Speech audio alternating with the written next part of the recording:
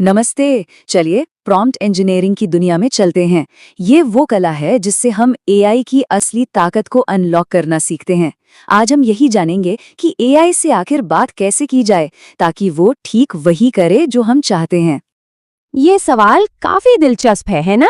कभी-कभी लगता है कि एक एआई जो इतना स्मार्ट है, जो कोड तक लिख सकता है, वो हमारी इतनी सीधी सी बात क्यों नहीं समझ पाता? ये हम सब ने कभी ना कभी महसूस किया है। एक बहुत ही आम परेशानी है ये। लेकिन इसका हल कहीं और नहीं, बल्कि हमारे बात करने के तरीके में ही छुपा है। और देखिए, यही बात एआई पर भी फिट बैठती है। एआई से सही जवाब निकलवाने का जो राज है ना, वो उसकी प्रकृति को समझने में है। सोच कर देखिए, क्या हम एक सख्त बॉस से वैसे ही बात करते हैं जैसे एक दोस्ताना बॉस से? नहीं ना, हम अपना तरीका बदलते हैं। ठीक वैसे ही एआई के साथ भी हमें अपने बात करने का तरीका बदलना होगा। तो ये है हमारा आज का सफर। हम शुरू करेंगे क्यों से, फिर समझेंगे कैसे, और फिर क्या में हम अलग अलग टेक्निक्स देखेंगे, सिंपल से लेकर एकदम एडवांस तक। तो चलिए एआई से बातचीत में लेवल अप करने के लिए तैयार हो जाइए। तो शुरू करते हैं पहले सवाल से। आखिर प्रॉम्प्टिंग इतनी जरूरी है ही क्यों? देखिए, आज की दुनिया एआई से भरी हुई है और ये एक ऐसी स्किल है जो हमारे काम को न सिर्फ आसान बल्कि कहीं ज्यादा बेहतर बना सकती है। इसे ऐसे समझिए, जो पुराने एआई थे, जिन्हें हम डिस्क्रिमिनेटिव एआई कह सकते हैं, उनका काम था चीजों को क्लासिफाई करना। मतलब ये ईमेल स्पैम है या नहीं, बस इतना बताना। उन्हें प्रॉम्प्ट की कोई जरूरत नहीं थी। लेकिन आज के एआई यानी जनरेटिव एआई कुछ नया बनाते हैं। टेक्स्ट, इमेज, कोड, कुछ भी। और यहीं पर प्रॉम्प्ट्स का रोल आता है, क्योंकि जैसा इनपुट हम देंगे, जैसा प्रॉम्प्ट हम लिखेंगे, ठीक वैसा ही आउटपुट हमें मिलेगा। बिल्कुल। अब अच्छे प्रॉम्प्ट्स लिखने हैं तो ये तो समझना ही पड़ेगा कि एआई आखिर सोचता कैसे है। ये कोई जादू नहीं है, इसके पीछे एक बहुत ही दमदार टेक्नोलॉजी है। तो चलिए जरा पर्दे के पीछे झांकते हैं और इसे समझते हैं। तो देखिए, कहानी शुरू हुई आरएनएस से, जिनकी याददाश्त कह सकते हैं बहुत कमजोर थी। वो लंबे टेक्स्ट की शुरुआत ही भूल जाते थे। फिर आए एलएसटीएम्स, जो एक अपग्रेड तो थे पर बहुत ही स्लो थे। लेकिन फिर 2017 में एक क्रांति हुई, ट्रांसफॉर्मर्स की। इन्होंने कमाल की चीज पेश की, अटेंशन। इसकी वजह से एआई अब पूरे वाक्य को एक साथ प्रोसेस कर सकता है और ये समझ सकता है कि कौन से शब्द सबसे ज्यादा जरूरी हैं। और बस इसी वजह से आज एआई कॉन्टेक्स्ट समझ पाता है और प्रॉम्प्ट इंजीनियरिंग मुमकिन हुई है। एक और बहुत जरूरी बात समझनी होगी। एआई हमारी भाषा को शब्दों में नहीं पढ़ता, वो उसे टोकन्स में पढ़ता है। ये टोकन्स क्या है? ये शब्दों या अक्षरों के छोटे छोटे टुकड़े हैं। जैसे प्लेइंग शब्द शायद प्ले और इंग इन 2 टोकन्स में टूट जाए। अब ये जानना इसलिए जरूरी है क्योंकि हमारे शब्दों का सटीक होना बहुत मायने रखता है। एआई तो हर चीज को इन्हीं टुकड़ों में तोड़कर प्रोसेस करने वाला है। अच्छा, अब बात करते हैं कॉन्टेक्स्ट विंडो की। इसे समझने का सबसे आसान तरीका है एक ब्लैक बोर्ड के बारे में सोचना। मान लीजिए कि एआई की याददाश्त बस उस ब्लैक बोर्ड जितनी ही है। हम जो भी प्रॉम्प्ट देते हैं या एआई जो भी जवाब देता है, वो सब उस बोर्ड पर ऊपर से नीचे लिखा जाता है। अब जैसे जैसे बात आगे बढ़ती है, बोर्ड भरता जाता है। और जब वो पूरा भर जाता है तो नई चीजें लिखने के लिए सबसे ऊपर की पुरानी जानकारी मिटा दी जाती है।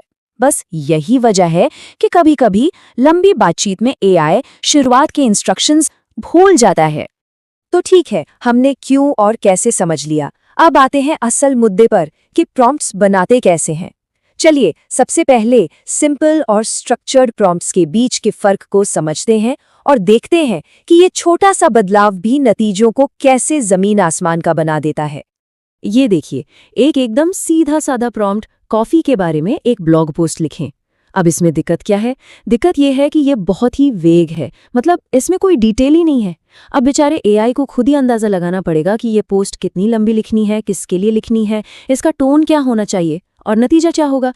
एक बहुत ही जनरल सा और शायद हमारे किसी काम का ना आने वाला आउटपुट। तो इसका उपाय क्या है? उपाय है एक स्ट्रक्चर्ड प्रॉम्प्ट। और एक बेहतरीन प्रॉम्प्ट में ना ये 5 चीजें होती हैं। सबसे पहले भूमिका, मतलब एआई को बताइए कि उसे बनना क्या है। फिर संदर्भ, उसे सिचुएशन समझाइए। फिर कार्य, उसे साफ साफ बताइए कि करना क्या है। फिर बाधाएं, मतलब क्या नहीं करना है। और आखिर में आउटपुट, बताइए कि जवाब किस फॉर्मेट में चाहिए। ये पांचों चीजें मिलकर एआई के लिए पूरी तस्वीर साफ कर देती हैं और अंदाजे की कोई गुंजाइश ही नहीं छोड़ती। ये बिल्कुल वैसा है जैसे हम एआई को कामयाबी का एक क्लियर रोड मैप दे रहे हों। अब फर्क देखिए, काम वही है, लेकिन ये स्ट्रक्चर्ड प्रॉम्प्ट कितना ज्यादा डिटेल्ड और कंट्रोल में है। इसमें हमने एआई को एक रोल दिया है, ऑडियंस बताई है, शब्दों की सीमा बताई है, क्या नहीं करना है वो भी बताया है, और आउटपुट का फॉर्मेट भी बताया है, सब कुछ। तो जाहिर है इसका नतीजा पहले वाले से कई गुना बेहतर होगा। ठीक है, अब तक की बातें तो थीं बेसिक्स। चलिए अब एक लेवल और ऊपर चलते हैं। अब हम देखेंगे कुछ ऐसी कोर टेक्निक्स जो मुश्किल से मुश्किल प्रॉब्लम्स को सुलझाने में हमारी मदद करेंगी। ये वो तकनीकें हैं जो एक अच्छे प्रॉम्प्ट को एक शानदार प्रॉम्प्ट में बदल देती हैं। पहली टेक्निक है जीरो शॉट और few shot prompting. Zero shot का मतलब है कोई उदाहरण नहीं, सीधा ऑर्डर। यह आसान कामों के लिए ठीक है, जहां एआई को पहले से ही कॉन्टेक्स्ट पता हो।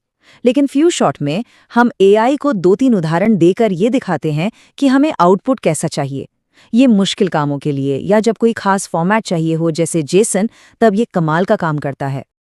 अब जरा इस क्लासिक पहेली को देखिए। एक किसान के पास 15 शिक्स हैं, 8 को छोड़कर सभी मर जाती हैं, कितनी बची हैं?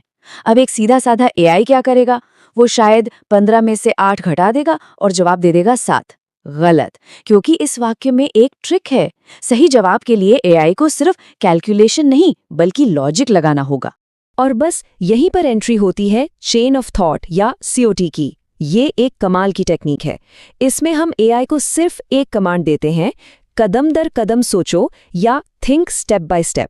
ऐसा करने से हम उसे मजबूर करते हैं कि वो सिर्फ जवाब न दे बल्कि उस जवाब तक पहुंचने की पूरी लॉजिक, पूरा तर्क लिख कर दिखाए। ये एआई की रीजनिंग एबिलिटी को अनलॉक करने और ऐसे सिली मिस्टेक से बचने का सबसे अच्छा तरीका है। तो देखिए ये काम कैसे करता है। एआई सबसे पहले उस वाक्य को एनालाइज करता है, 8 को छोड़कर सभी मर जाती हैं। फिर वो तर्क करता है कि इसका मतलब है कि 8 भेड़ें उस नियम का अपवाद हैं, यानी वो नहीं मरी। तो जो भेड़ें बची हैं उनकी संख्या 8 है। फाइनल जवाब 8। देखा, एआई ने प्रॉब्लम को छोटे छोटे लॉजिकल स्टेप्स में तोड़ा, बिल्कुल वैसे ही जैसे कोई इंसान सोचता है। वो सिर्फ जवाब नहीं दे रहा बल्कि दिखा रहा है कि वो उस जवाब तक पहुंचा कैसे, और इससे एक्यूरेसी जाहिर है बहुत ज्यादा बढ़ जाती है। तो चलिए अब आते हैं सबसे एडवांस्ड लेवल पर। ये हैं प्रो ग्रेड फ्रेमवर्क्स। ये उन सबसे मुश्किल चुनौतियों से निपटने के लिए बने हैं जहां सामान्य टेक्निक्स काम नहीं आती। ये वो तकनीकें हैं जो एआई की क्षमताओं की असली सीमाओं को परखती हैं। पहला है ट्री ऑफ थॉट्स। अगर चेन ऑफ थॉट एक सीधे रास्ते पर चलना है तो ट्री ऑफ थॉट्स एक साथ कई रास्तों को एक्सप्लोर करना है। इसे ऐसे समझिए जैसे किसी प्रॉब्लम को सुलझाने के लिए 3 अलग अलग एक्सपर्ट्स की एक टीम बैठी हो। एक मार्केटिंग गुरु, एक प्रमोशन स्पेशलिस्ट और एक कस्टमर एक्सपीरियंस प्रो। एआई इन तीनों की तरह अलग अलग एंगल से सोचता है, हर रास्ते को परखता है, उसकी आलोचना करता है और फिर सबके सबसे अच्छे हिस्सों को मिलाकर एक मास्टर प्लान तैयार करता है। LLMs की एक बहुत बड़ी कमी है वो ये कि वो सिर्फ उसी डेटा के बारे में जानते हैं जिस पर उन्हें ट्रेन किया गया है। मतलब ट्रेनिंग के बाद की कोई नई जानकारी उनके पास नहीं होती।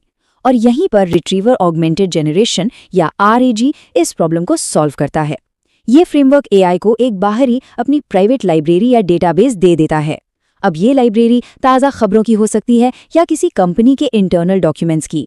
इससे एआई को हाल की घटनाओं या ऐसे डेटा के बारे में हैलुसिनेट करने यानी अंदाज़ा लगाने की ज़रूरत नहीं पड़ती। वो हमेशा सही और अपडेटेड जवाब दे सकता है।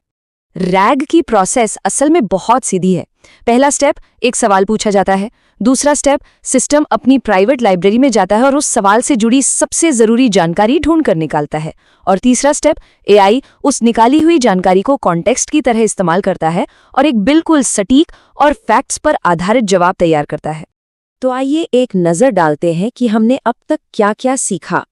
हमने समझा कि प्रॉम्प्टिंग क्यों इतनी ज़रूरी है, एआई भाषा को टोकन्स और कॉन्टेक्स्ट विंडो के जरिए कैसे समझता है, और हमने सिंपल कमांड से लेकर चेन ऑफ थॉट और ट्री ऑफ थॉट्स जैसे एडवांस्ड फ्रेमवर्क्स का इस्तेमाल करना भी देखा। और ये सब हमें एक आखिरी और शायद सबसे बड़े सवाल पर लाकर खड़ा कर देता है। जरा सोचिए, अब हम एआई को सिर्फ एक सीधा साधा निर्देश नहीं देते, अब हम उसे एक रोल दे सकते हैं, उसे पढ़ने के लिए एक पूरी लाइब्रेरी दे सकते हैं और यहाँ तक कि सोचने के लिए एक्सपर्ट्स की एक पूरी टीम भी दे सकते हैं। तो अब असली सवाल ये है कि इन ताकतवर टूल्स के साथ वो कौन सी सीमा है जिसे हम पार नहीं कर सकते, वो कौन सी प्रॉब्लम है जिसे हम हल नहीं कर सकते।